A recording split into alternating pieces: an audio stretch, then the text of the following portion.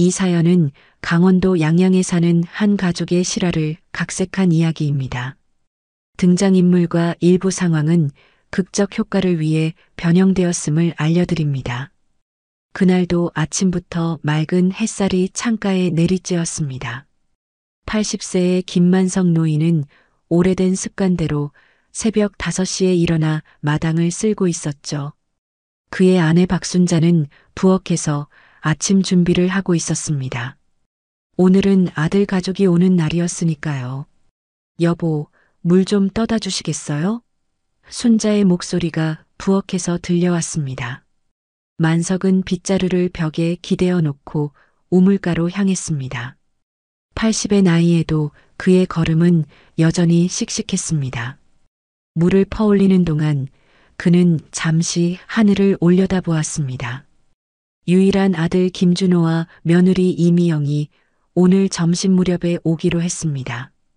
아들 내외를 생각하니 입가에 미소가 번졌습니다. 아버님, 어머님. 현관문이 열리며 미영의 목소리가 들렸습니다. 예상보다 일찍 도착한 모양이었습니다. 어머, 벌써 왔니? 순자가 앞치마를 손으로 툭툭 털며 현관으로 나갔습니다. 밥 준비 다 못했는데. 어머니, 이거 드세요. 제가 시장에서 찰떡 사왔어요. 미영이 봉지를 내밀었습니다. 준호가 현관에 신발을 벗으며 들어왔습니다. 아버지, 오늘도 마당 쓸고 계셨어요? 만석은 손에 든 물 양동이를 내려놓고 아들의 어깨를 가볍게 두드렸습니다. 늙은이 습관이야. 늦게 일어나면 하루가 다 가버리는 기분이거든. 네 사람은 마루에 앉아 미영이 가져온 찰떡을 나눠 먹었습니다. 작은 마루에서 오순도순 이야기를 나누는 모습이 정겹기 그지없었죠. 준호는 자신의 직장 이야기를, 미영은 동네 소식을 전하며 웃음꽃이 피었습니다. 참 아버지, 어머니 건강은 어떠세요? 준호가 문득 물었습니다. 만석은 아내를 흘깃 바라보았습니다.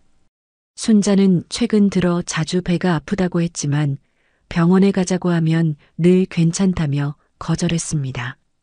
약국에서 소화제만 타먹곤 했습니다. 괜찮아 뭐. 나이 들면 다 그렇지 뭐. 순자가 웃으며 대답했습니다. 미영이 걱정스러운 눈빛으로 시어머니를 바라보았습니다. 어머니, 아프시면 병원에 가보셔야죠. 요즘은 의료보험도 있고. 아이고, 뭘 그런 걸 가지고 병원에 가. 돈만 더 나가는데. 순자는 손사래를 쳤습니다. 가족들의 대화는 자연스럽게 이어졌습니다. 하지만 점심을 먹고 난 후 준호의 표정이 갑자기 진지해졌습니다. 만석은 아들의 얼굴에서 무언가 고민이 있음을 직감했습니다. 아버지, 어머니. 사실 오늘은 상의 드릴 일이 있어서 왔습니다. 준호가 목을 가다듬었습니다. 만석과 순자는 아들의 말에 귀를 기울였습니다. 준호는 손을 비비며 말을 이어갔습니다. 제가 요즘 작은 사업을 시작하려고 하는데 초기 자금이 좀 필요해서요. 사업? 만석이 되물었습니다. 네, 친구와 함께 소규모 인테리어 회사를 차리려고 합니다. 요즘 집 꾸미는 일이 많아서 괜찮은 기회라고 생각해요. 순자가 걱정스러운 눈으로 아들을 바라보았습니다. 얼마나 필요한데? 5천만 원 정도요. 준호의 말에 노부부의 표정이 굳어졌습니다. 만석은 깊은 한숨을 내쉬었습니다. 농사일을 하다 은퇴한 그에게 5천만 원은 감히 상상할 수 없는 금액이었습니다. 통장에는 겨우 생활비로 쓸 200만 원 정도가 전부였죠. 아들아. 만석이 어렵게 입을 열었습니다. 아버지가 도와주고 싶지만 우리에겐 그런 돈이 없구나. 미안하다. 준호의 얼굴색이 순간 변했습니다. 기대에 찬 눈빛이 실망으로 바뀌었습니다. 하지만 곧 표정을 감추며 억지로 웃었습니다. 아, 네. 괜찮습니다. 제가 다른 방법을 알아볼게요. 대화의 분위기는 급격히 차가워졌습니다. 준호와 미영은 평소보다 일찍 자리를 털고 일어났습니다. 오늘은 일이 있어서 먼저 가봐야 할 것 같아요. 준호가 서둘러 말했습니다. 벌써? 좀 더 이따 가지.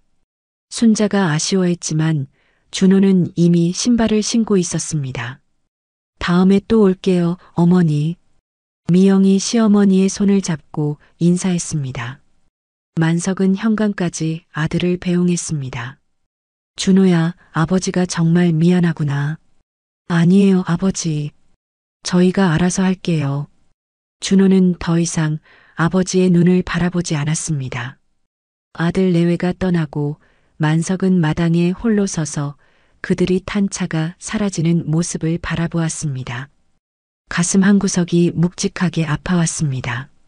아들을 도와주지 못하는 무력감, 그것이 노인의 어깨를 무겁게 짓눌렀습니다. 만석은 마당 한켠에 놓인 낡은 의자에 몸을 기대며 깊은 한숨을 내쉬었습니다. 아들 내외가 떠난 후 집안에는 묘한 침묵이 감돌았습니다. 눈에 보이지 않는 무거운 공기가 그와 순자 사이에 자리 잡은 듯 했죠. 여보, 너무 마음 쓰지 마세요. 순자가 만석의 어깨를 가볍게 두드리며 말했습니다. 우리가 형편이 안 되는 걸 어쩌겠어요. 만석은 순자의 손을 잡아쥐었습니다. 50년을 함께한 아내의 손은 거칠고 주름졌지만 여전히 따뜻했습니다. 준호 얼굴색이 변하는 걸 봤어? 왜 그렇게 급하게 돈이 필요한지. 혹시 빚이라도 있는 건 아닐까? 설마요. 준호가 그런 애였으면 벌써 티가 났을 텐데. 순자는 남편을 안심시키려 했지만 그녀의 목소리에도 걱정이 묻어났습니다. 그날 밤 만석은 좀처럼 잠이 오지 않았습니다. 천장을 바라보며 아들의 표정을 떠올렸습니다. 사업자금이라고 했지만 준호의 눈빛에서는 다른 무언가를 읽은 것 같았습니다. 절박함, 그리고 숨겨진 비밀 같은 것 말이죠. 여보, 잠이 안 와요? 옆에 누운 순자가 물었습니다. 응, 준호 생각을 하니 마음이 편치 않네. 순자는 잠시 침묵했다가 조심스럽게 말을 꺼냈습니다.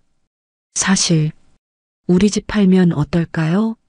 만석은 벌떡 일어나 앉았습니다. 뭐라고? 이 집을? 네, 이 집 팔고 작은 아파트로 이사하면 돈이 좀 남을 텐데. 그걸로 준호 사업 자금도 도와주고. 안 돼. 만석의 목소리는 평소보다 단호했습니다. 이 집은 우리가 평생 일해서 장만한 거야. 은퇴하고 나서 살 곳인데 어떻게 팔아? 순자는 더 말을 잇지 못했습니다. 그녀도 이 집에 대한 애착이 컸습니다. 30살부터 모아온 돈으로 40대 중반에 겨우 장만한 보금자리였으니까요. 하지만 아들을 돕고 싶은 마음도 간절했습니다. 다음 날 아침 순자는 평소보다 일찍 일어나 밭에 나갔습니다. 작은 텃밭에서 가꾸는 채소로 반찬거리를 마련하곤 했죠. 만석은 아내가 부엌에 없는 것을 보고 텃밭으로 향했습니다. 여보, 아침 안 먹고 밭에 나왔어요? 만석이 텃밭 가장자리에 서서 물었습니다. 순자는 대답 없이 고추를 따고 있었습니다. 만석이 가까이 다가가자 순자가 갑자기 허리를 펴며 얼굴을 찡그렸습니다. 괜찮아요? 만석이 걱정스레 물었습니다. 아, 갑자기 배가 좀 아프네요. 순자는 배를 감싸쥐었습니다. 또 아파? 병원에 가보자, 이제. 만석이 순자의 팔을 잡았습니다. 아니에요. 조금 있으면 괜찮아질 거예요. 항상 그랬잖아요. 순자는 억지로 웃으며 일어섰습니다. 하지만 집으로 돌아오는 길에 순자의 얼굴은 점점 창백해졌습니다. 부엌에 들어서자마자 그녀는 식탁 의자에 힘없이 주저앉았습니다. 여보, 괜찮아요? 만석이 황급히 다가갔습니다. 아, 너무 아파요. 순자의 목소리가 떨렸습니다. 식은땀이 이마에 맺히기 시작했죠. 만석은 그대로 전화기를 향해 달려갔습니다. 평소에는 잘 쓰지 않던 휴대전화를 손에 쥐고 119를 눌렀습니다. 여보세요? 제 아내가 갑자기 복통으로 쓰러졌습니다. 네, 강원도 양양군 현남면입니다. 구급차가 도착하기까지의 15분은 만석에게 15시간처럼 느껴졌습니다. 순자의 손을 꼭 잡고 있으면서도 그의 마음은 불안과 두려움으로 가득 찼습니다. 아내는 평소에도 종종 배가 아프다고 했지만 이렇게 심각한 적은 없었습니다.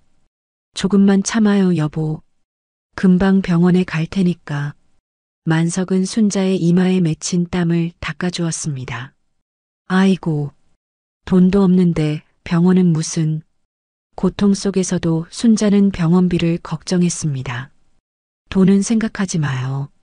당신 건강이 먼저야. 구급차가 도착하고 순자는 들것에 실려 병원으로 향했습니다. 만석은 구급차의 동승에 계속 아내의 손을 잡고 있었습니다. 병원으로 향하는 내내 만석의 머릿속에는 온갖 걱정이 떠올랐습니다. 병원비는 어떻게 감당할 것인지, 아내의 병이 무엇인지, 앞으로 어떻게 될 것인지.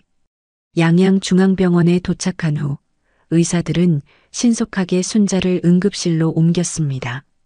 만석은 대기실에 홀로 남겨졌습니다. 벽에 걸린 시계 소리가 유난히 크게 들리는 적막한 공간이었습니다. 김순자님 보호자분?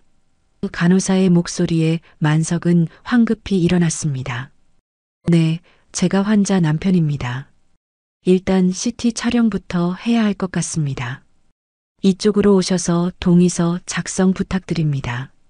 만석은 떨리는 손으로 동의서에 서명했습니다. 검사비가 얼마인지 물어보고 싶었지만 지금은 돈보다 아내의 상태가 더 중요했습니다. 환자분이 평소에도 복통이 있으셨나요? 의사가 물었습니다. 네, 몇 년 전부터 가끔씩 배가 아프다고 했습니다. 하지만 병원에 가자고 하면 늘 괜찮다며. 의사는 고개를 끄덕이며 메모를 했습니다. 알겠습니다. CT 결과가 나오는 대로 다시 찾아뵙겠습니다. 만석은 다시 대기실로 돌아와 초조하게 결과를 기다렸습니다. 병원 의자에 앉아 자신의 삶을 되돌아보았습니다.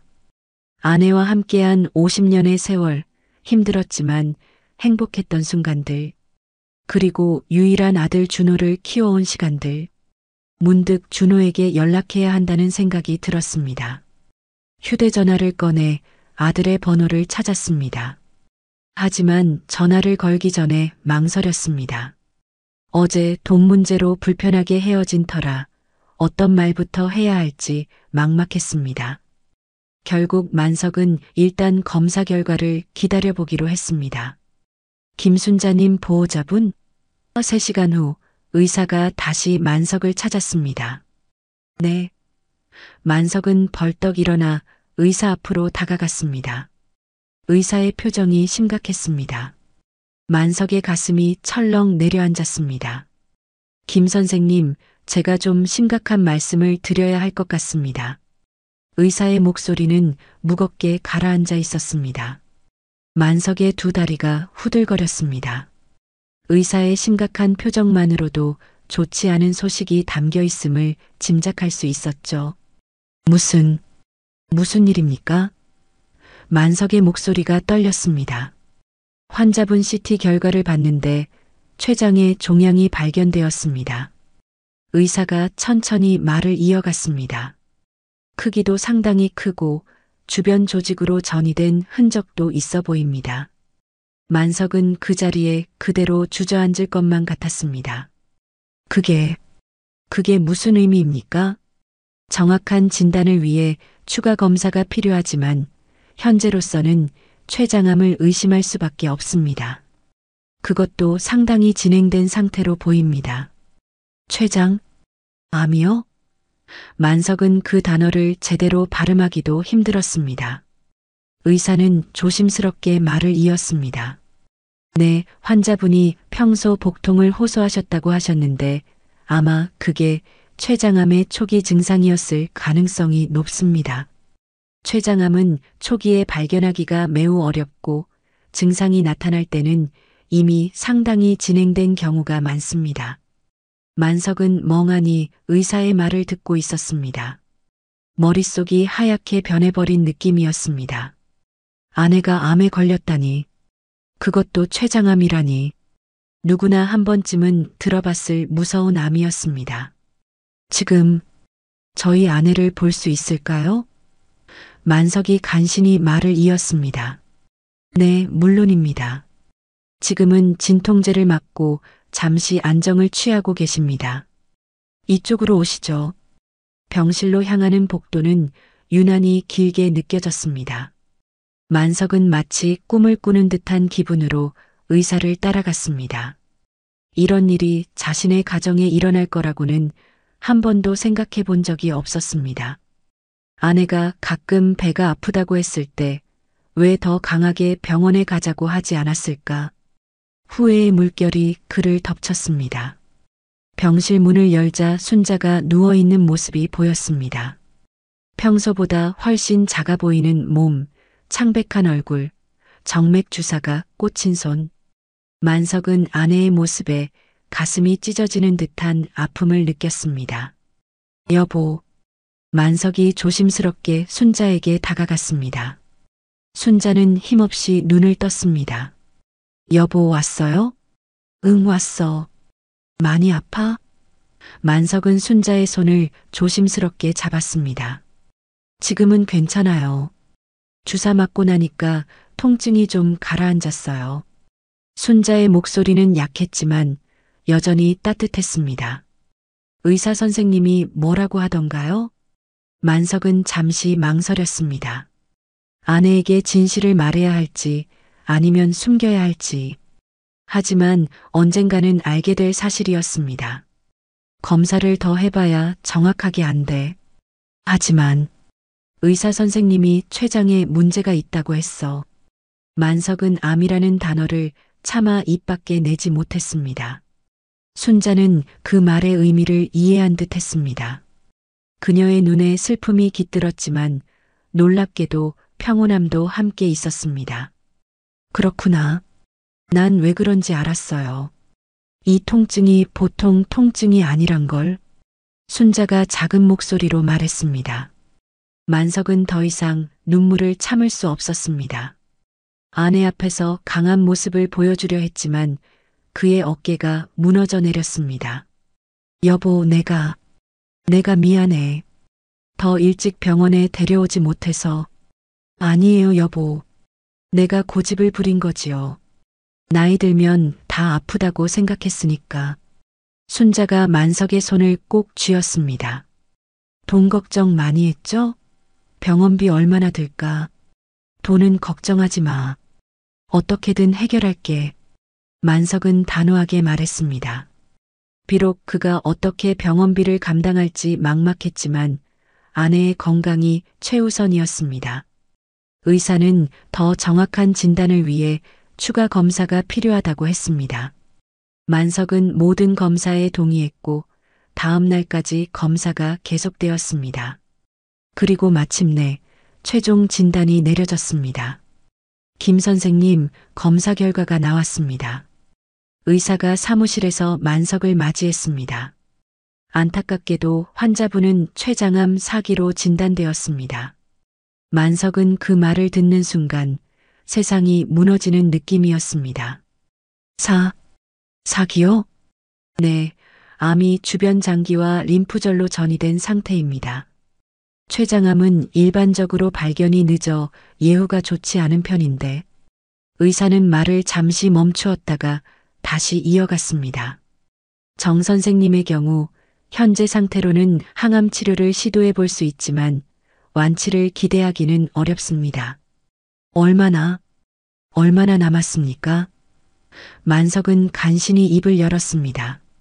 환자마다 다르지만 통계적으로는 6개월에서 1년 정도로 봅니다. 6개월에서 1년. 그 짧은 시간이 만석에게는 영원처럼 느껴졌습니다. 50년을 함께 살아온 아내와의 남은 시간이 그렇게 짧다니. 치료비는 얼마나 들까요? 만석이 떨리는 목소리로 물었습니다. 의사는 대략적인 비용을 설명했습니다. 항암 치료, 방사선 치료, 입원비, 약값까지 모두 합치면 상당한 금액이었습니다. 의료보험이 있다고 해도 만석과 순자의 노후 자금으로는 감당하기 힘든 액수였습니다. 병실로 돌아가는 길에 만석은 어떻게 이 상황을 헤쳐나갈지 고민했습니다. 가장 먼저 아들에게 연락해야 했습니다. 어제의 불편한 기억이 있었지만 지금은 그런 것을 신경 쓸 때가 아니었습니다. 만석은 병원 로비의 벤치에 앉아 아들에게 전화를 걸었습니다. 몇 번의 신호음 후에 준호의 목소리가 들렸습니다. 아버지, 무슨 일이세요? 만석은 잠시 목이 메었습니다. 어떻게 이 끔찍한 소식을 전해야 할지. 준호야, 네 어머니가 병원에 입원했다. 네, 어머니가요? 무슨 일이에요? 준호의 목소리에 걱정이 묻어났습니다. 어머니가 췌장암 사기래. 의사 선생님이 그러는데 시간이 얼마 안 남았대. 만석의 목소리가 떨렸습니다. 전화기 너머로 준호의 숨소리가 들렸습니다. 잠시 침묵이 흐른 후 준호가 충격에 찬 목소리로 말했습니다. 뭐라고요? 암이라고요? 그게 말이 됩니까? 나도 믿기지 않아. 하지만 의사 선생님이 여러 검사를 다 해봤대. 틀림없다고. 만석은 더 이상 말을 잇지 못했습니다. 아버지, 제가 지금 당장 가겠습니다. 어느 병원이에요? 양양중앙병원이야. 알겠습니다. 곧 가겠습니다. 준호의 목소리는 진심으로 걱정스러웠습니다. 전화를 끊고 만석은 다시 병실로 향했습니다. 순자에게 진실을 말해야 했습니다. 비록 가슴 아픈 진실이지만 아내는 알 권리가 있었습니다. 병실에 들어서자 순자는 창밖을 바라보고 있었습니다. 침대에 누운 그녀의 모습이 더없이 나약해 보였습니다. 여보, 의사 선생님이 뭐라고 하던가요? 순자가 만석을 보자마자 물었습니다. 만석은 아내의 침대 옆에 앉았습니다. 순자의 손을 꼭 잡고 최대한 차분하게 말했습니다. 췌장암이래요. 사기라고.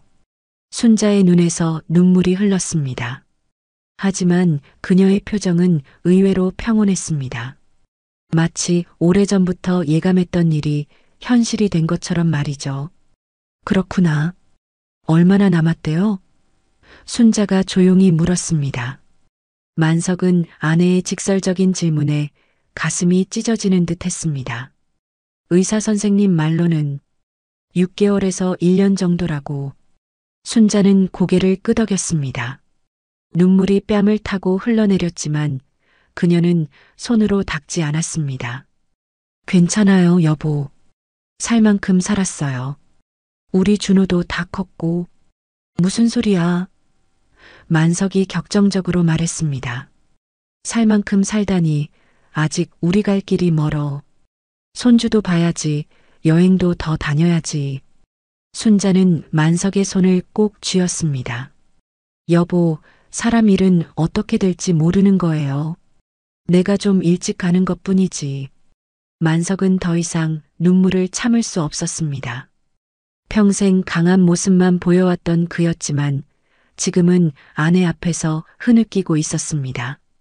순자는 오히려 만석을 위로했습니다. 여보, 울지 마세요. 내가 있을 때 많이 웃어주세요. 당신 울면 내가 더 슬퍼요. 순자의 말에 만석은 억지로 눈물을 닦았습니다. 준호에게 전화했어. 곧 올 거야. 만석이 말했습니다. 순자의 얼굴에 미소가 번졌습니다. 그래요? 다행이네요. 준호 얼굴 보고 싶었는데. 두 사람은 잠시 침묵 속에 손을 맞잡고 있었습니다. 50년 부부 생활 동안 이런 위기는 처음이었습니다. 가난도 겪었고 힘든 일도 많았지만 죽음을 앞둔 것은 달랐습니다. 이별을 준비하는 시간, 그것은 너무나 가혹했습니다. 여보, 병원비 걱정 많이 했죠? 순자가 문득 물었습니다. 만석은 고개를 저었습니다. 돈은 걱정하지 마. 어떻게든 될 거야. 우리 집이라도 팔아야 하나. 순자의 말에 만석은 단호하게 고개를 저었습니다. 그런 생각하지 마. 준호가 도와줄 수도 있고. 그때 병실 문이 열리고 준호와 미영이 급하게 들어왔습니다. 준호의 얼굴은 창백했고 미영은 눈이 붉게 부어 있었습니다. 어머니, 준호가 순자의 침대로 달려왔습니다. 아이고, 우리 아들. 순자는 아들을 보자 눈물을 참지 못했습니다. 준호는 어머니의 손을 잡고 흐느꼈습니다. 어머니, 괜찮으세요? 미영도 다가와 시어머니의 이마를 쓰다듬었습니다. 미영아, 고마워.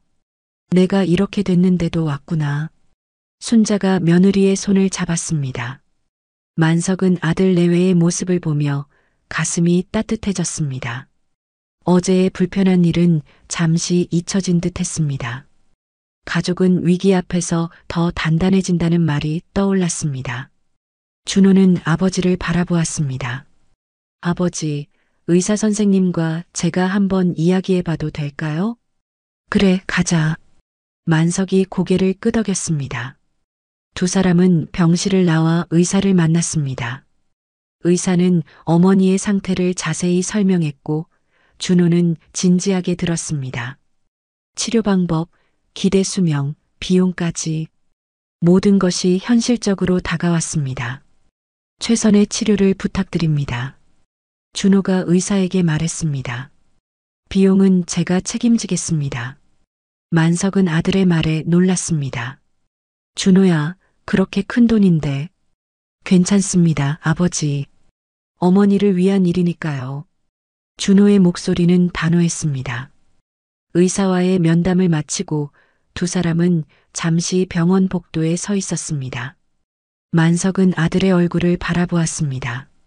어제 돈을 빌리러 왔던 아들이 오늘은 어머니의 병원비를 책임지겠다고 말하는 상황이 묘하게 느껴졌습니다. 준호야. 만석이 입을 열었습니다. 아버지, 걱정 마세요. 제가 어떻게든 어머니 치료비를 마련할게요. 준호가 말했습니다. 어제 사업자금 얘기했었는데 그건 어떻게 할 거니? 만석이 조심스럽게 물었습니다. 준호는 잠시 망설이더니 대답했습니다. 그건 제가 알아서 할게요. 지금은 어머니가 우선입니다. 만석은 아들의 대답에 안도했습니다. 어제의 급박했던 모습과는 달리 지금의 준호는 진정으로 어머니를 걱정하는 것 같았습니다. 만석의 마음속 불안감이 조금은 덜어진 느낌이었죠. 병실로 돌아오니 미영이 순자의 이야기를 들으며 미소 짓고 있었습니다. 평범한 일상의 이야기였지만 지금은 그 어떤 대화보다 소중하게 느껴졌습니다. 여보, 의사 선생님이 뭐라고 하시던가요? 순자가 만석에게 물었습니다. 만석은 아들을 바라보았습니다. 준호가 대신 대답했습니다. 어머니, 걱정 마세요. 좋은 치료법이 있대요. 제가 모든 비용을 책임질게요. 순자는 아들의 말에 눈물을 글썽였습니다. 우리 아들, 고마워. 그날 밤 준호와 미영은 늦게까지 병실에 남아 있었습니다. 만석은 아들 내외에게 집에 가서 쉬라고 했지만 그들은 어머니 곁을 떠나지 않겠다고 했습니다. 결국 만석은 병실의 소파에서 준호와 미영은 간이 침대를 끌고 와서 밤을 보내기로 했습니다. 자정이 가까워오자 순자는 잠이 들었고 병실은 고요해졌습니다. 만석은 아내의 숨소리를 들으며 생각에 잠겼습니다. 50년을 함께한 아내가 얼마 후면 이 세상을 떠난다는 현실이 아직도 믿기지 않았습니다. 아버지, 잠이 안 오세요? 준호가 작은 목소리로 물었습니다. 만석은 고개를 끄덕였습니다. 너도 그렇구나. 아버지, 전화 좀 받고 올게요. 준호가 일어나 병실 밖으로 나갔습니다. 만석은 아들이 나간 후에도 아내의 곁을 지켰습니다.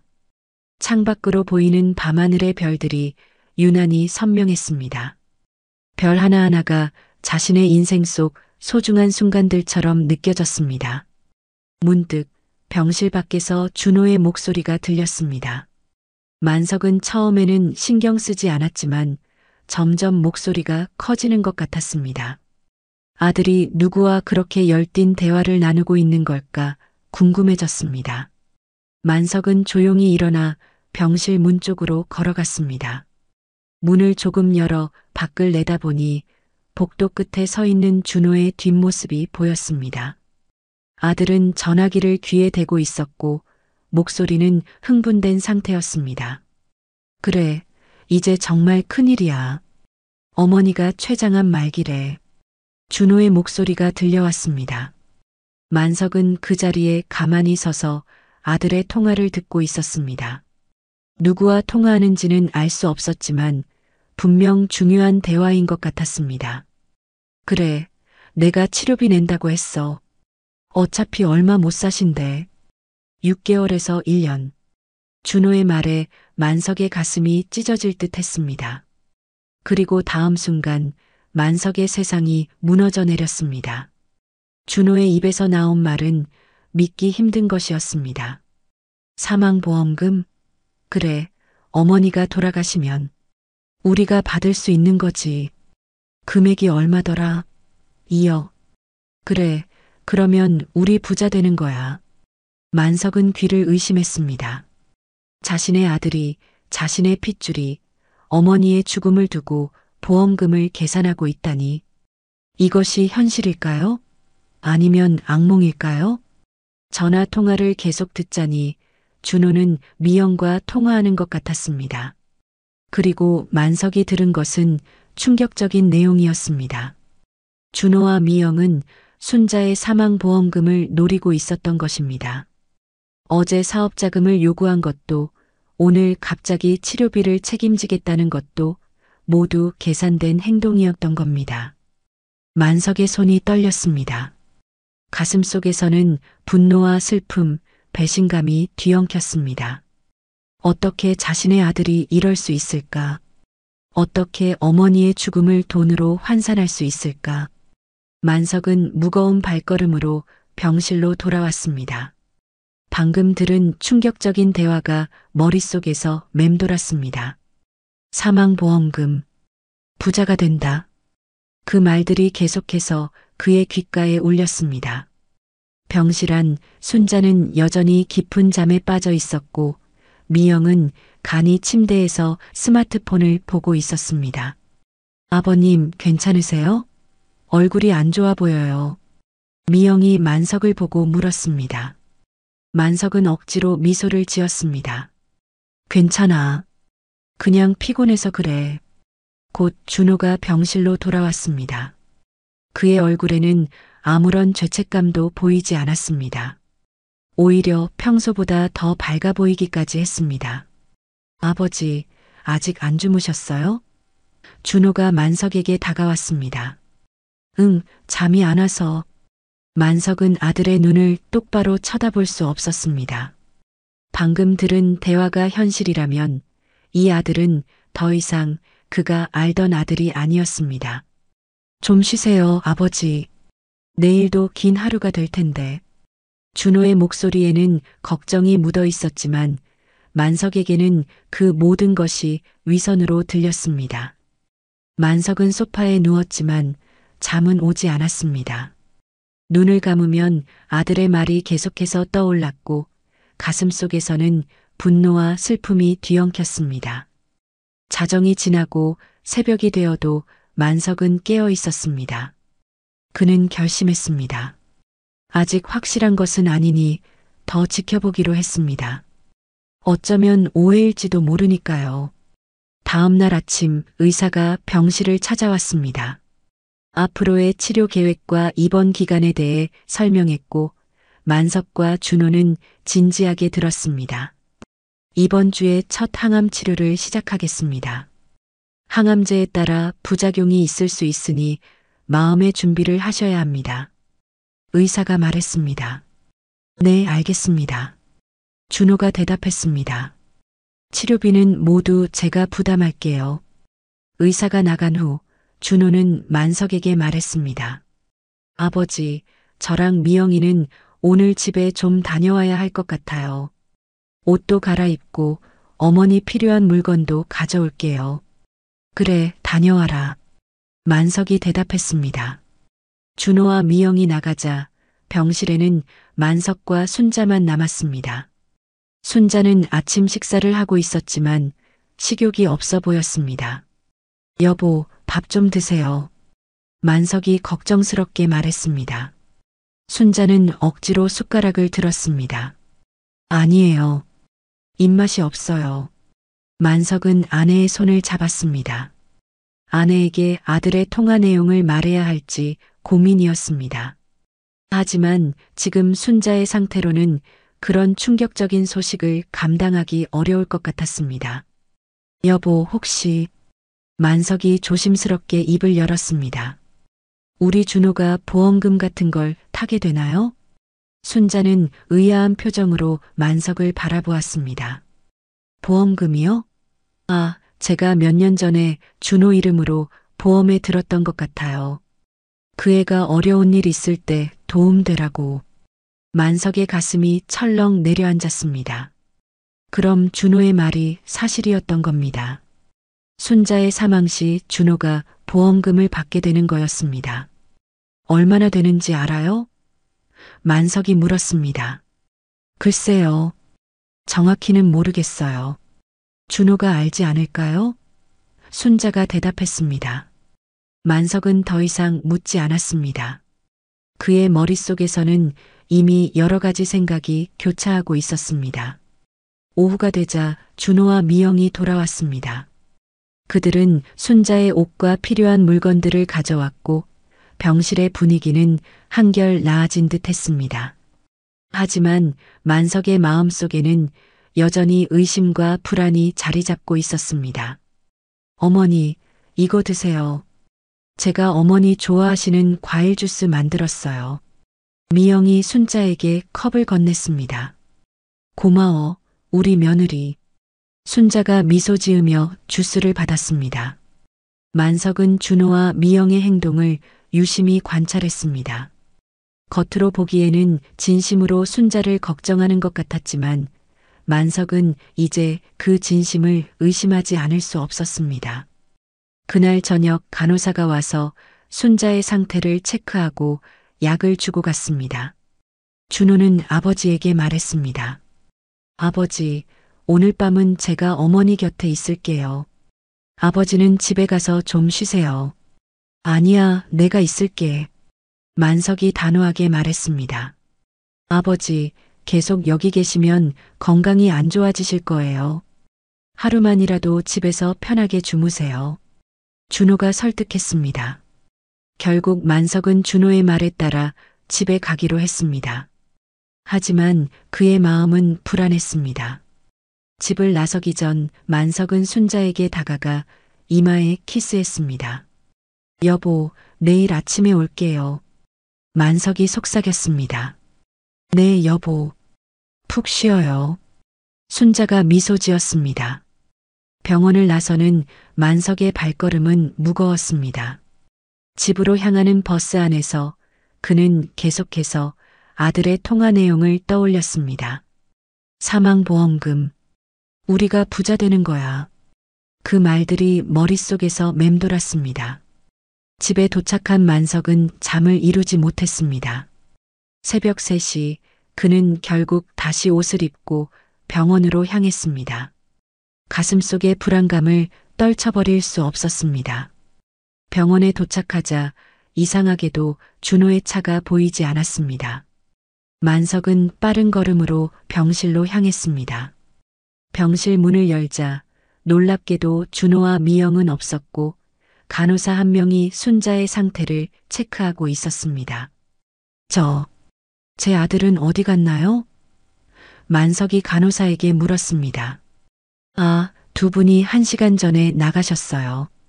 급한 일이 있다고 하셨는데 간호사가 대답했습니다. 만석은 놀랐습니다.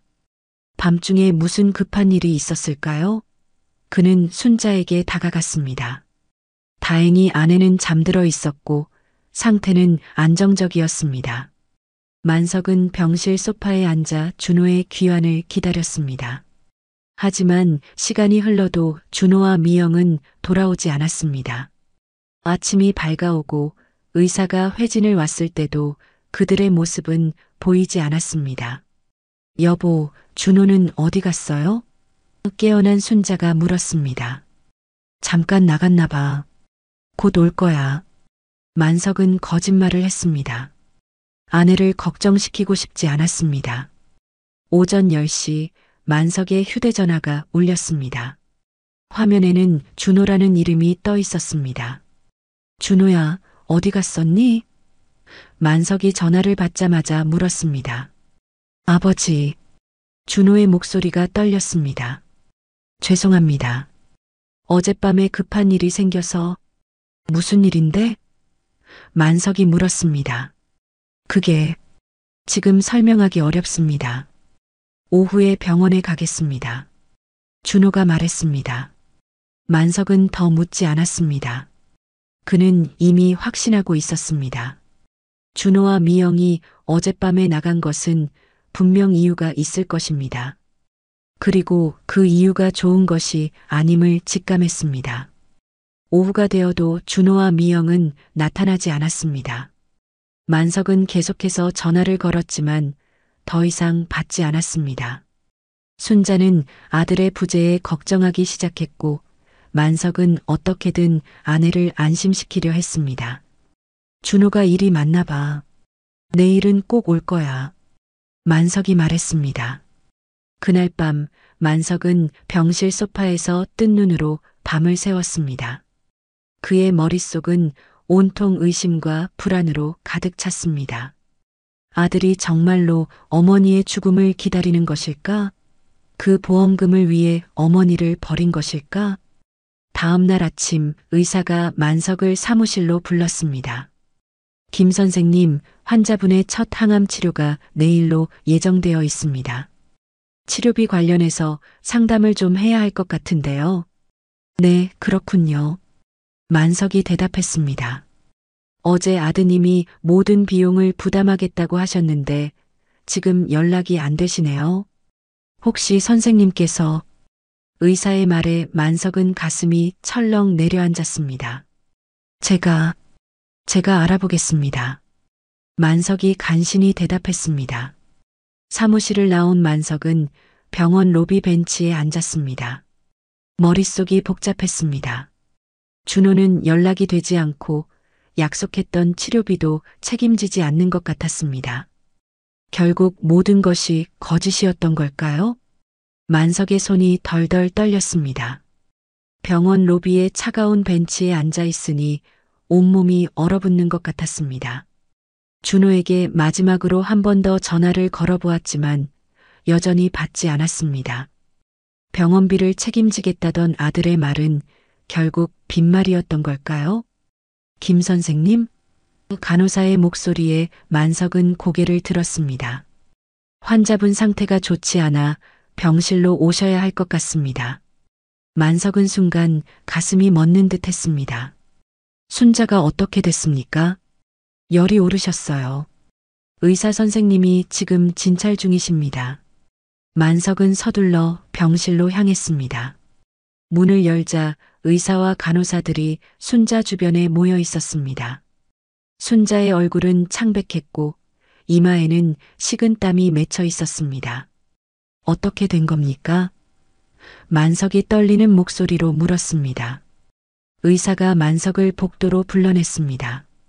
환자분이 폐혈증 초기 증상을 보이고 있습니다. 면역력이 약해진 상태에서 감염이 발생한 것 같습니다. 위험합니까? 만석의 목소리가 갈라졌습니다. 지금 항생제를 투여하고 있습니다. 상황을 지켜봐야 합니다만 암 환자에게 폐혈증은 상당히 위험할 수 있습니다. 만석은 온몸에 힘이 빠졌습니다. 그는 벽에 기대어 섰습니다. 살려주십시오, 선생님. 제발, 최선을 다하겠습니다. 의사가 만석의 어깨를 토닥였습니다. 그런데 치료비 문제는 제가 해결하겠습니다. 만석이 단호하게 말했습니다. 비록 어떻게 해결할지 막막했지만 지금은 아내의 생명이 우선이었습니다. 병실로 돌아와 순자의 손을 잡자 그녀는 희미하게 눈을 떴습니다. 여보, 여기 있어요, 여보. 걱정 마세요. 만석이 아내의 손을 꼭 쥐었습니다. 준호는 어디 있어요? 순자의 목소리는 바람에 흔들리는 낙엽처럼 희미했습니다. 만석은 잠시 망설였습니다. 진실을 말해야 할까? 아니면 거짓말을 해야 할까? 준호가 곧 올 거예요. 순자는 희미하게 미소 지었습니다. 그리고 다시 눈을 감았습니다. 만석은 그 자리에 무릎을 꿇고 아내의 손을 붙잡은 채 눈물을 흘렸습니다. 갑자기 들려오는 심장 모니터의 경고음에 만석은 화들짝 놀랐습니다. 간호사님, 의사 선생님, 만석이 외쳤습니다. 순식간에 의료진이 병실로 몰려들었고 만석은 밖으로 밀려났습니다. 복도에서 그는 떨리는 다리로 간신히 서 있었습니다. 눈앞이 캄캄해졌습니다. 이대로 아내를 잃는 건가? 준호는 어디 있는 건가? 15분 후 의사가 나왔습니다. 다행히 상태가 안정되었습니다. 하지만 앞으로 24시간이 고비입니다. 만석은 안도의 한숨을 내쉬었습니다. 감사합니다, 선생님. 다시 병실로 들어가니 순자는 산소 마스크를 쓰고 있었습니다. 의식은 있었지만 매우 약해 보였습니다. 만석은 아내 곁에 앉아 밤을 지새웠습니다. 그는 몇 번이고 준호에게 전화를 걸었지만 여전히 연락이 되지 않았습니다. 새벽이 되자 만석은 어떤 결심을 했습니다. 그는 집에 있는 통장을 가지고 오기로 했습니다. 비록 얼마 안 되는 돈이지만 지금 당장 병원비를 해결해야 했습니다. 간호사님, 잠시 집에 다녀오겠습니다. 제 아내를 부탁드립니다. 만석이 간호사에게 말했습니다. 집으로 향하는 버스 안에서 만석은 깊은 생각에 잠겼습니다. 50년을 함께한 아내가 지금 죽음의 문턱에 서 있는데 자식은 보험금을 노리며 연락도 없습니다. 이 현실이 너무 잔인하게 느껴졌습니다. 집에 도착한 만석은 서랍에서 통장을 꺼냈습니다. 잔고는 겨우 200만 원. 병원비를 감당하기에는 턱없이 부족했습니다. 그는 집안을 둘러보았습니다. 팔 수 있는 물건이 있을까? 하지만 낡은 가구들과 오래된 살림살이로는 큰 돈을 만들기 어려웠습니다. 그때 문득 아내가 항상 소중히 간직하던 금반지가 생각났습니다. 결혼할 때 장만한 금반지와 목걸이, 그리고 친정어머니에게 물려받은 금귀걸이까지. 순자는 그것들을 평생 소중히 간직했고 어려울 때도 절대 팔지 않았습니다. 미안해요, 여보. 만석은 옷장 깊숙한 곳에서 작은 나무 상자를 꺼냈습니다. 그 안에는 순자의 소중한 장신구들이 있었습니다. 만석은 그것들을 모두 가방에 넣고 집을 나섰습니다. 금은방에서 장신구들을 팔고 500만 원을 받은 만석은 곧바로 병원으로 향했습니다. 그의 마음은 무거웠지만 지금은 아내의 생명이 가장 중요했습니다. 병원에 도착하자 놀랍게도 준호가 병실 앞에 서 있었습니다. 만석은 순간 분노가 치밀었지만 참았습니다. 아버지. 준호가 만석을 보자 다가왔습니다. 어머니 상태가 많이 안 좋아졌다면서요? 간호사님이 그러던데. 이제 와서 뭐하러 왔니? 만석의 목소리는 차가웠습니다. 죄송합니다, 아버지. 갑자기 급한 일이 생겨서. 준호가 말을 더듬었습니다. 급한 일? 내 어머니가 죽어가고 있는데 무슨 일이 그보다 더 급했니? 만석이 평생 처음으로 아들에게 버럭 소리쳤습니다. 준호는 당황한 표정으로 아무 말도 하지 못했습니다. 그때 병실 문이 열리고 의사가 나왔습니다. 김 선생님, 환자분 상태가 많이 호전되었습니다. 항생제가 효과를 보이는 것 같습니다. 의사의 말에 만석은 안도의 한숨을 내쉬었습니다. 감사합니다, 선생님.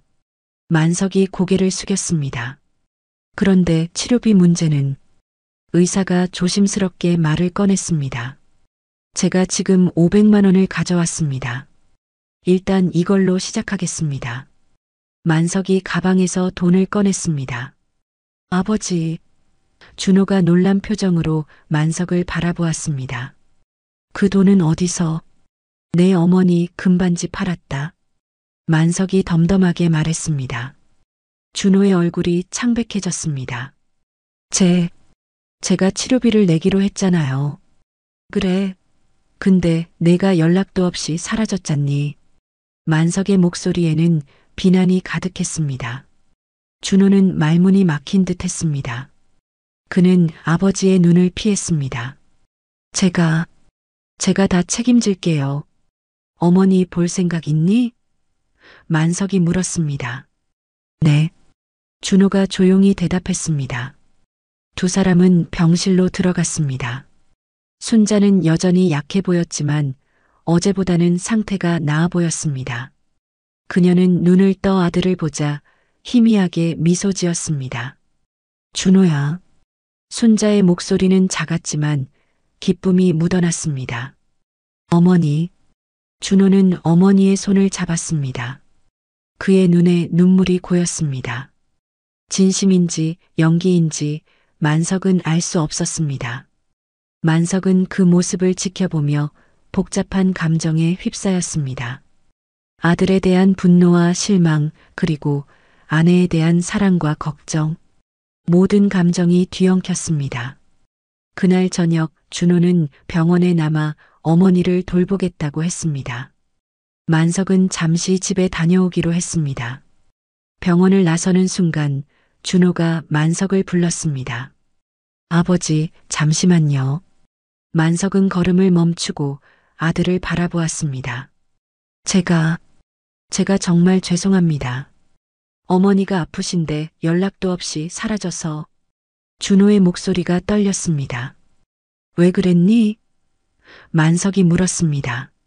준호는 잠시 말을 고르는 듯 했습니다. 그게 미영이 갑자기 아파서. 그래서 급하게 병원에 갔었어요. 만석은 아들의 거짓말을 알아차렸습니다.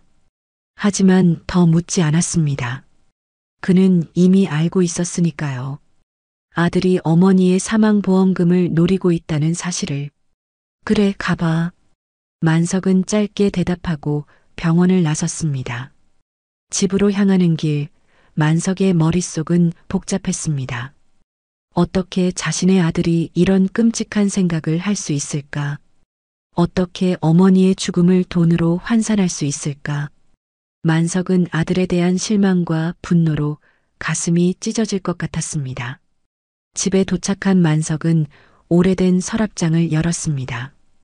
그 안에는 오래전 준호가 어린 시절 쓰던 물건들이 고이 보관되어 있었습니다. 첫 신발, 첫 책가방, 유치원 졸업장, 모두 소중한 추억이었습니다. 만석은 그것들을 하나하나 꺼내보며 과거의 순간들을 떠올렸습니다.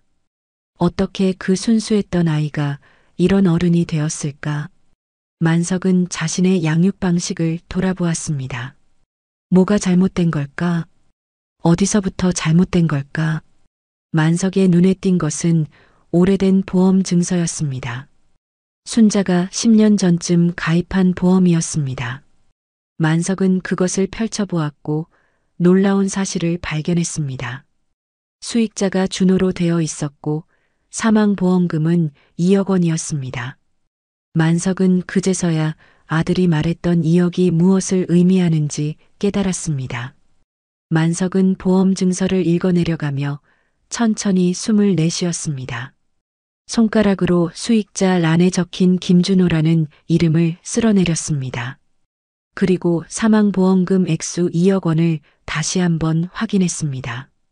모든 것이 분명해졌습니다.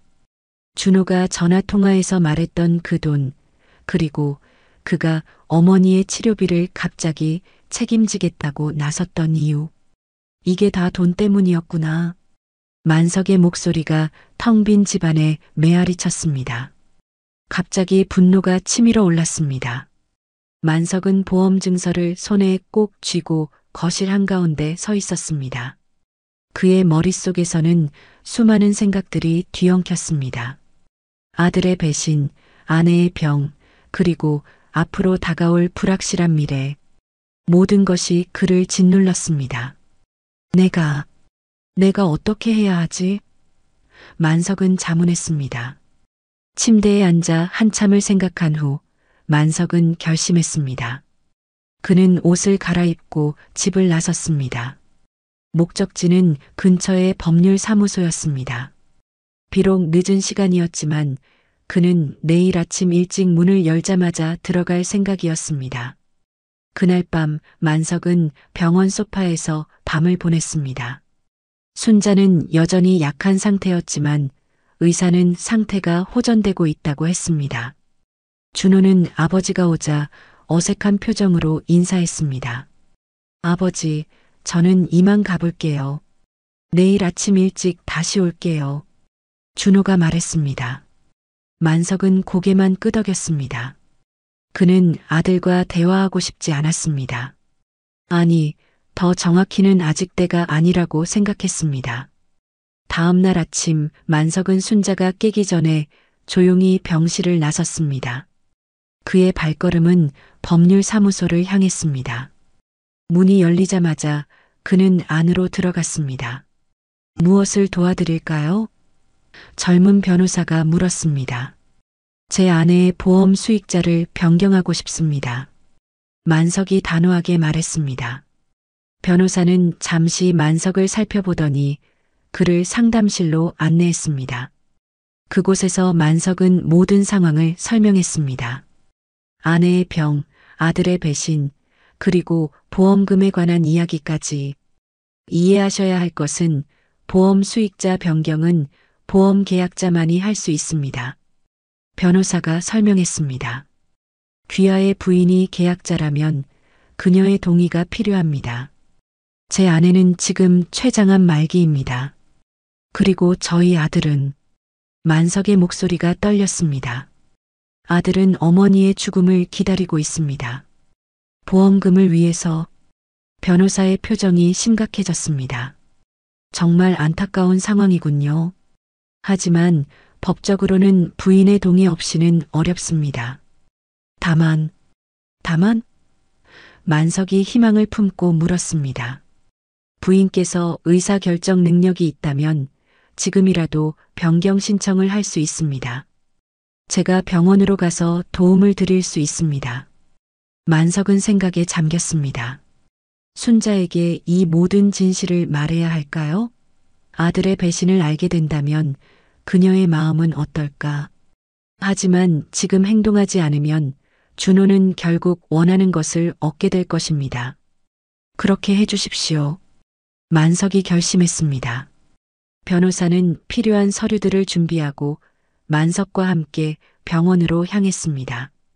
병실에 도착했을 때 순자는 깨어 있었고 준호는 아직 오지 않은 상태였습니다. 여보, 누구세요? 순자가 변호사를 보며 물었습니다. 안녕하세요. 박 변호사라고 합니다. 변호사가 자신을 소개했습니다.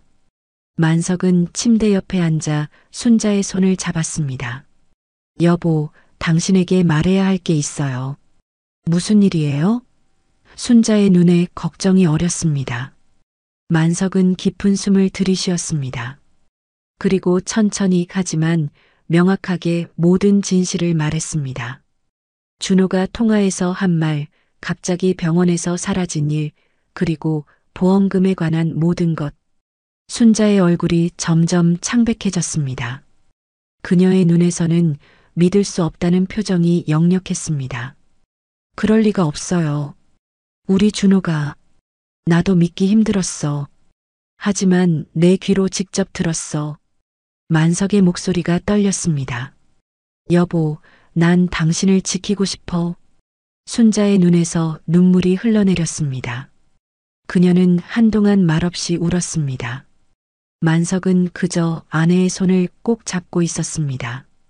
변호사는 조용히 뒤로 물러나 그들에게 시간을 주었습니다. 어떻게 우리 아들이 그럴 수 있죠? 순자가 마침내 입을 열었습니다. 나도 모르겠어. 만석이 고개를 저었습니다. 하지만 지금 우리가 결정해야 해. 박 변호사님이 보험 수익자를 변경하는 일을 도와주실 거야. 순자는 잠시 생각에 잠겼습니다. 그녀의 얼굴에는 깊은 슬픔이 어려 있었습니다. 그래요. 변경해요. 변호사가 다시 다가와 필요한 서류들을 준비했습니다. 순자는 떨리는 손으로 서명했습니다. 새로운 수익자는 만석으로 변경되었습니다. 이제 법적으로 모든 것이 변경되었습니다. 변호사가 말했습니다. 보험사에도 곧 통보가 갈 것입니다. 만석은 변호사에게 감사 인사를 전했습니다. 변호사가 떠난 후 순자는 만석의 손을 꼭 잡았습니다. 여보, 준호에게 이 사실을 알려야 할까요? 순자가 물었습니다. 만석은 깊은 생각에 빠졌습니다. 아들에게 모든 것을 알리고 단절해야 할까? 아니면 그냥 조용히 처리해야 할까? 아직은 아니에요. 때가 오면 알려줄게요. 그날 오후 준호가 병실에 도착했습니다. 그는 어머니에게 꽃다발을 건네며 환하게 웃었습니다. 하지만 만석과 순자의 눈에는 이제 그 미소가 가식적으로 보였습니다. 어머니, 오늘은 기분이 어떠세요? 준호가 물었습니다. 괜찮아, 아들. 순자의 목소리는 평소보다 차가웠지만 준호는 눈치채지 못한 것 같았습니다. 만석은 아들을 지켜보며 분노를 사겼습니다. 그는 아직 때가 아니라고 생각했습니다. 모든 것이 준비되기 전까지는 평소처럼 행동하기로 했습니다. 그날 저녁 준호는 다시 병원을 떠났습니다. 그가 떠난 후 만석은 순자에게 다가가 그녀의 이마에 키스했습니다. 여보, 이제 어떻게 해야 할까요? 순자가 물었습니다. 걱정 마세요. 내가 다 처리할게요. 만석의 목소리에는 결연함이 깃들어 있었습니다. 다음 날 만석은 은행을 찾았습니다.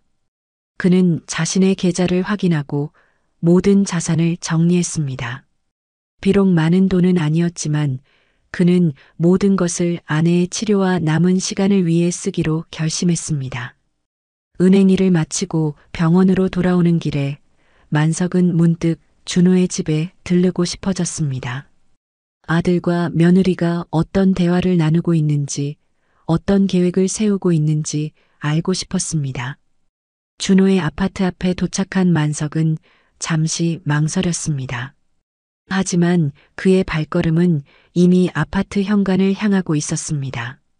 인터폰을 누르려는 순간 아파트 현관문이 열리고 미영이 나왔습니다. 아버님. 미영은 만석을 보고 놀란 표정을 지었습니다. 미영아, 잠깐 이야기 좀 하자. 만석의 목소리는 평소보다 단호했습니다. 미영은 어색하게 웃으며 고개를 끄덕였습니다. 네, 들어오세요. 아파트 안으로 들어서자 준호가 거실에 앉아 있었습니다. 그는 아버지를 보고 벌떡 일어났습니다. 아버지, 어머니는요? 준호의 목소리에는 걱정이 묻어 있었습니다. 괜찮아. 간호사가 지키고 있어. 만석이 대답했습니다. 만석은 소파에 앉았습니다. 그의 눈빛은 날카로웠고 표정은 굳어 있었습니다. 준호야, 내게 물어볼 게 있다. 네, 아버지. 준호가 긴장한 표정으로 대답했습니다. 내 어머니의 보험금 얼마인지 알고 있니? 만석의 질문에 준호와 미영의 얼굴이 창백해졌습니다. 보험금이요? 준호가 말을 더듬었습니다. 그래, 보험금. 내 어머니가 돌아가시면 받게 될 그 돈 말이다. 만석의 목소리는 점점 차가워졌습니다. 준호는 당황한 표정으로 미영을 힐끗 쳐다보았습니다. 미영도 당황한 기색이 역력했습니다. 아버지, 그게 무슨 말씀이세요? 저는 준호가 변명하려 했지만 만석이 손을 들어 그를 막았습니다. 내가 다 들었다. 전화통화에서 사망보험금 타면 우린 부자다. 그 말 기억나니? 만석의 목소리가 떨렸습니다. 준호의 얼굴이 하얗게 변했습니다. 그는 말문이 막힌 듯 아무 말도 하지 못했습니다. 미영은 손으로 입을 가리며 놀란 표정을 지었습니다. 아버지, 준호의 목소리가 떨렸습니다. 그건 오해예요. 만석은 차갑게 웃었습니다. 그의 웃음소리에는 비웃음과 분노가 함께 담겨 있었습니다. 오해? 내 귀로 직접 들었는데 무슨 오해야? 준호는 자리에서 일어나 아버지에게 다가가려 했지만 만석은 손을 들어 그를 막았습니다. 더 가까이 오지 마라. 아버지, 제발 제 말 좀 들어보세요. 준호의 눈에 눈물이 고였습니다. 그때 저희가 한 말은 그건 그냥 뭐 농담이라도 한 거니? 만석의 목소리가 높아졌습니다. 어머니가 죽어가고 있는데 보험금 타서 부자 된다는 게 농담이냐? 미영이 떨리는 목소리로 끼어들었습니다. 아버님, 저희가 잘못했어요. 하지만 진심으로 어머님을 걱정하고 있어요. 진심? 만석이 비웃듯 말했습니다. 어머니가 위독할 때 병원에서 사라진 것도 진심이고 치료비 내겠다고 약속해놓고 연락 두절된 것도 진심이었나? 준호와 미영은 더 이상 변명할 말을 찾지 못했습니다. 그들의 표정에는 당혹감과 죄책감이 뒤섞여 있었습니다. 만석은 천천히 일어났습니다. 그의 눈에는 결연한 의지가 담겨 있었습니다. 이제부터 너희에게는 1원도 주지 않을 거다. 네? 준호가 놀란 표정으로 물었습니다. 내 어머니의 보험 수익자가 변경되었다. 만석이 단호하게 말했습니다. 이제 그 돈은 내게 온다. 그리고 난 그 돈을 절대로 너희에게 주지 않을 거야. 준호의 얼굴이 새하얗게 변했습니다. 어떻게 그럴 수가. 어제 내 어머니가 직접 변경했다. 모든 사실을 알고 나서. 만석의 말에 준호는 충격으로 말을 잇지 못했습니다. 어머니가 아셨다고요? 준호의 목소리가 떨렸습니다. 그래, 너희가 어머니의 죽음을 기다리고 있다는 사실을 말이다. 만석의 눈에서 분노의 불길이 일었습니다. 어머니가 얼마나 상처받았을지 상상이나 해봤니? 준호는 그 자리에 주저앉았습니다. 그의 얼굴에는 이제 공포와 후회가 가득했습니다. 아버지, 저는 더 이상 변명하지 마라. 만석이 손을 들어 준호의 말을 막았습니다. 이제부터 너희는 내 아들도 며느리도 아니다. 미영이 울음을 터뜨렸습니다. 아버님, 제발. 저희가 정말 잘못했어요. 용서해 주세요. 용서? 만석이 차갑게 웃었습니다. 어머니를 돈으로 환산한 자식을 어떻게 용서할 수 있겠니? 준호가 갑자기 이성을 잃은 듯 소리쳤습니다. 그럼 우리가 어떻게 살아요? 사업 자금도 없고 이제 보험금도 못 받게 되면. 만석은 아들의 말에 경악했습니다. 지금까지도 돈만 생각하고 있다니. 내가 정말 내 아들이 맞나 모르겠구나. 아버지. 준호가 벌떡 일어나 만석에게 다가갔습니다. 그의 눈빛이 달라졌습니다. 분노와 광기가 섞인 듯한 눈빛이었습니다. 그 돈은 원래 제 것이었어요. 어머니가 저를 위해 든 보험이라고요. 내 어머니가 널 위해 보험을 들었다고? 그래, 맞아. 하지만 그건 내가 어려울 때 도움이 되라고 한 거지. 내 어머니의 죽음을 기다리라고 한 게 아니야. 만석의 목소리가 떨렸습니다. 준호의 얼굴이 일그러졌습니다. 그래요. 저는 그 돈이 필요해요. 빚도 많고 사업도 망했고 그 돈이 아니면 저희는 끝장이에요. 만석은 아들의 고백에 충격을 받았습니다. 빚? 사업 실패? 그래서 그렇게 절박하게 돈을 요구했던 거였군요. 하지만 그렇다고 해도 어머니의 죽음을 바라는 것은 용서할 수 없는 일이었습니다. 내가 어려운 상황이라면 솔직하게 말했어야지. 왜 이런 식으로? 만석의 말에 준호가 소리쳤습니다. 솔직하게요? 제가 사업 망했다고 말했으면 아버지가 도와주셨어요? 5천만 원 달랑 들고 왔을 때 아버지 반응 보셨잖아요. 만석은 잠시 말문이 막혔습니다. 자신이 아들을 충분히 이해하지 못했던 걸까? 하지만 그래도 그건 별개의 문제였습니다. 준호야, 내가 어려운 상황이었다면 나도 어떻게든 도와주려 했을 거다.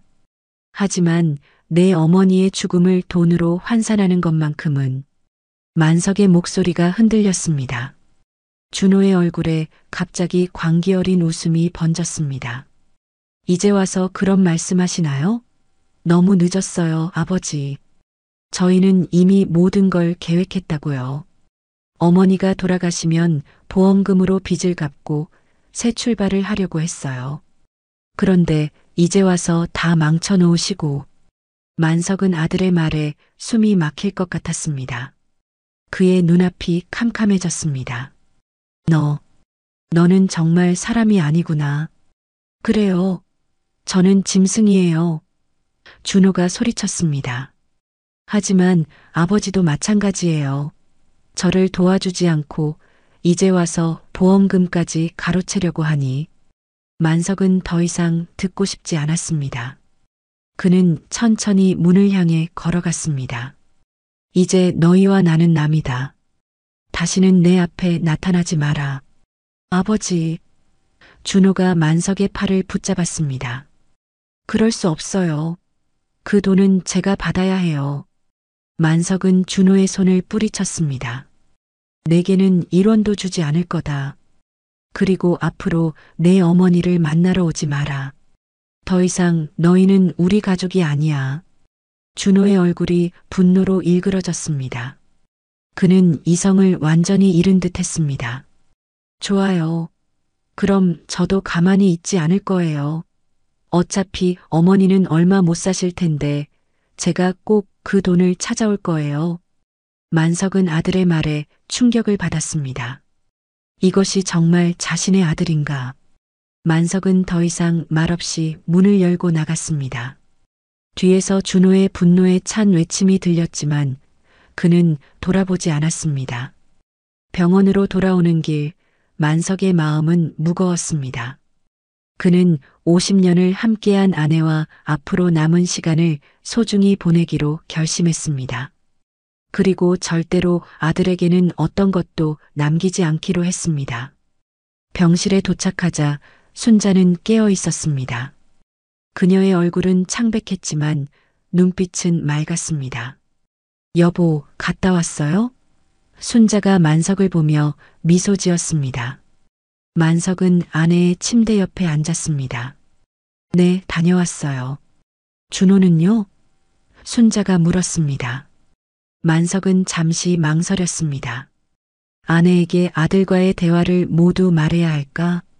하지만 그는 아내를 더 이상 슬프게 하고 싶지 않았습니다. 준호에게 모든 것을 말했어요. 만석이 조심스럽게 말했습니다. 순자의 눈에 눈물이 고였습니다. 어떻게 반응했어요? 예상대로였어요. 만석은 자세한 내용은 말하지 않았습니다. 이제 우리는 준호와 연을 끊을 거예요. 순자는 천천히 고개를 끄덕였습니다. 그녀의 눈에서 눈물이 흘러내렸지만 그녀의 표정은 의외로 평온해 보였습니다. 그래요. 그게 맞을 것 같아요. 여보, 괜찮아요? 만석이 걱정스럽게 물었습니다. 네. 처음에는 믿기 힘들었지만 이제는 받아들였어요. 순자가 만석의 손을 꼭 잡았습니다. 우리 준호가 어쩌다 저렇게 됐을까요? 만석은 아내를 위로하기 위해 그녀의 손을 꼭 쥐었습니다. 우리가 뭘 잘못한 걸까요? 아니에요, 여보. 우리 잘못이 아니에요. 순자가 만석의 손을 감싸 쥐었습니다. 사람은 자기 선택에 책임을 져야 해요. 준호는 스스로 선택한 거예요. 만석은 아내의 현명함에 다시 한번 감동했습니다. 죽음을 앞두고도 아들의 배신을 알고도 그녀는 여전히 강했습니다. 여보, 남은 시간 우리 둘이서 행복하게 보내요. 만석이 말했습니다. 순자는 미소 지었습니다. 네, 여보. 우리 행복하게 보내요. 그날 이후 준호는 병원에 나타나지 않았습니다. 만석은 순자를 간호하며 남은 시간을 소중히 보냈습니다. 그들은 과거의 추억을 나누고 함께 웃고 때로는 함께 울었습니다. 3개월 후 순자는 평화롭게 세상을 떠났습니다. 만석은 그녀의 손을 잡고 마지막 순간까지 함께했습니다. 장례식에 준호는 나타나지 않았습니다. 보험금은 만석에게 지급되었습니다. 그는 그 돈으로 아내의 치료비를 갚고 나머지는 지역 암환자 지원재단에 기부했습니다. 1원도 자신을 위해 사용하지 않았고 물론 준호에게도 주지 않았습니다. 아내가 떠난 후 만석은 조용히 삶을 이어갔습니다. 때로는 준호를 그리워하기도 했지만 그는 결코 연락하지 않았습니다. 준호도 마찬가지였습니다. 1년 후 만석은 우연히 동네 시장에서 미영을 마주쳤습니다. 그녀는 만석을 보자 놀란 표정을 지었습니다. 아버님, 미영이 조심스럽게 말을 걸었습니다. 만석은 잠시 그녀를 바라보았습니다. 준호는 어떻게 지내니? 저희 이혼했어요. 미영의 목소리가 떨렸습니다. 준호 씨가 빚 때문에 도박에 빠졌고 저는 더 이상 함께할 수 없었어요. 만석은 담담하게 고개를 끄덕였습니다. 그는 이미 예상했던 일이었습니다. 그래. 아버님, 정말 죄송합니다. 그때 저희가 미영의 눈에 눈물이 고였습니다.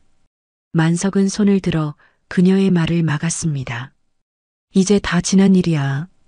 너도 이제 새 삶을 살아라. 미영은 고개를 숙이고 눈물을 훔쳤습니다. 만석은 더 이상 할 말이 없었습니다. 그는 조용히 그녀 곁을 지나쳐 갔습니다. 집으로 돌아오는 길, 만석은 하늘을 올려다보았습니다. 파란 하늘 아래 그는 문득 순자의 목소리가 들리는 것 같았습니다. 여보, 너무 슬퍼하지 마세요. 우리 모두 자기 선택의 결과를 살아가는 거예요. 만석은 미소 지었습니다. 그는 이제 평화를 찾았습니다. 아내를 잃은 슬픔, 아들을 잃은 아픔, 그 모든 것을 받아들이고 앞으로 나아가기로 했습니다. 봄바람이 불어오는 오후 만석은 순자의 묘소를 찾았습니다. 그는 아내의 묘 앞에 무릎을 꿇고 작은 목소리로 말했습니다. 여보, 잘 지내요? 나는 괜찮아요. 이제 모든 것을 내려놓았어요. 우리 준호도 그 애의 선택을 받아들이기로 했어요. 바람이 불어 묘비 앞에 놓인 꽃들이 살랑거렸습니다. 만석은 그 모습을 바라보며 미소 지었습니다. 아내가 대답하는 것 같았습니다. 여보, 우리 다시 만날 날을 기다릴게요. 만석이 속삭였습니다. 그때까지 편히 쉬어요. 그렇게 만석은 아내의 묘소를 뒤로하고 천천히 걸음을 옮겼습니다. 그의 발걸음은 무겁지만 마음은 이상하게 가벼웠습니다. 이제 그는 모든 것을 내려놓고 남은 인생을 평온하게 살기로 했습니다. 아들에 대한 분노와 배신감도, 아내를 잃은 슬픔도 모든 것을 받아들이고 앞으로 나아가기로 한 것입니다. 그것이 순자가 원했을 방식이라고 만석은 믿었습니다. 용서하지는 않았지만 미워하지도 않기로 했습니다. 그것이 진정한 내려놓음이라고 생각했습니다. 봄날의 따스한 햇살이 만석의 어깨를 비추었습니다. 마치 순자가 그를 위로하는 것 같았습니다. 만석은 미소 지으며 집으로 향했습니다. 오늘도 내일도 그는 아내와의 추억을 간직한 채 하루하루를 소중히 살아갈 것입니다.